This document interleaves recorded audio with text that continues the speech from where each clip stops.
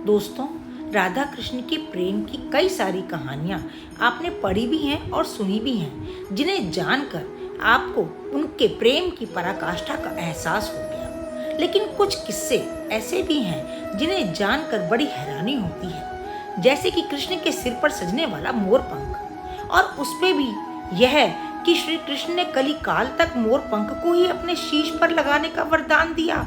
तो आइए जानते हैं इस रहस्य को। लेकिन कहानी में आगे बढ़ने से पहले दोस्तों, आपसे प्रार्थना है कि यदि आपको हमारे ब्लॉग पसंद आ रहे हैं तो एक लाइक, शेयर और सब्सक्राइब तो बनता ही है। चलिए बढ़ते हैं अपनी कहानी की ओर। दोस्तों, भगवान श्री कृष्ण को मोर मुकुटधारी भी कहा जाता है, क्योंकि वे अपने मुकुट पर सदा मोर पंख धारण करते थे। मोर पंख धारण करने के पीछे कई कारण बताए जाते हैं। इसका एक संबंध उनके पिछले भगवान अवतार श्री राम से भी है।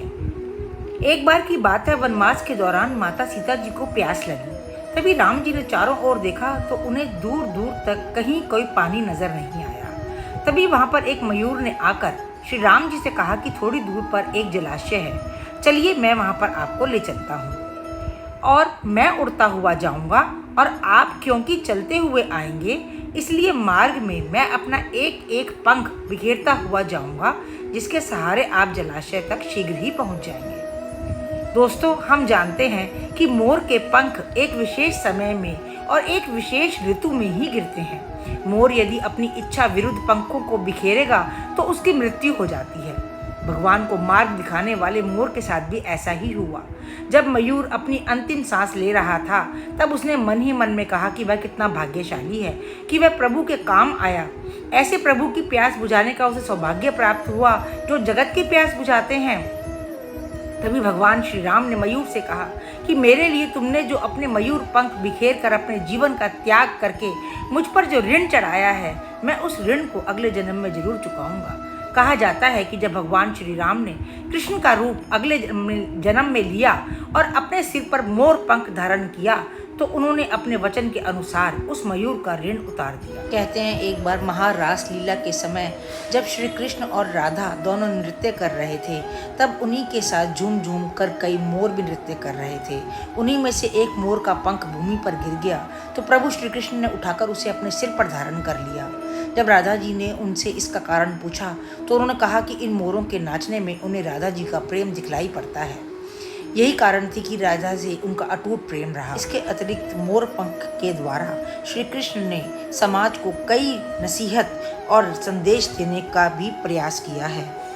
श्री कृष्ण के अनुसार मोर पंख में जीवन के सभी रंगों का समाहित है। भगवान श्री कृष्ण का जीवन कभी भी एक जैसा नहीं रहा।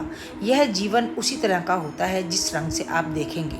यदि आप दुखी मन से जीवन को देखेंगे तो हर रंग बेरंग ही लगेगा, और प्रसन्न भाव से देखेंगे तो यह दुनिया बहुत ही सुंदर है, बिल्कुल मोर पंख की तरह। वहीं कई लोग यह भी मानते हैं कि मोर ब्रह्मचर्य का प्रतीक है।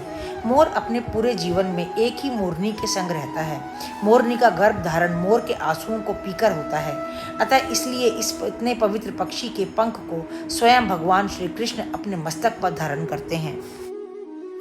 कहते हैं भगवान श्री कृष्ण मोर पंख धारण इसलिए भी करते थे कि वह यह संदेश देना चाहते थे कि मेरे लिए हर मित्र और शत्रु के लिए समभाव है। श्री कृष्ण के भाई शेषनाग के अवतार थे, और मोर तो नाग का शत्रु होता है। मोर पंख को माथे पर लगाकर उन्होंने यह बता दिया कि मित्र और शत्रु के लिए उनके मन में समभाव है। अंत में हम यही कहेंगे कि मोर पंख विश्वास, सम्मान, शक्ति, ज्ञान और स्वतंत्रता का प्रतीक है। ये एक ऐसी वस्तु है जो अत्यधिक पूजनीय और उच्च सम्मान का प्रतीक है। तो दोस्तों, यह था आज का व्लॉग कि क्यों हमारे कान्हा जी अपने मोर मुकुट सजा के रखते हैं। तो आपको यह व्लॉग कैसा लगा, कमेंट बॉक्स में ज़रूर कमेंट करिएगा। और हाँ दोस्तों, पसंद आए तो एक लाइक, शेयर और सब्सक्राइब तो करना बनता ही है। तो मिलते हैं अगले व्लॉग में, तब तक के लिए राम राम।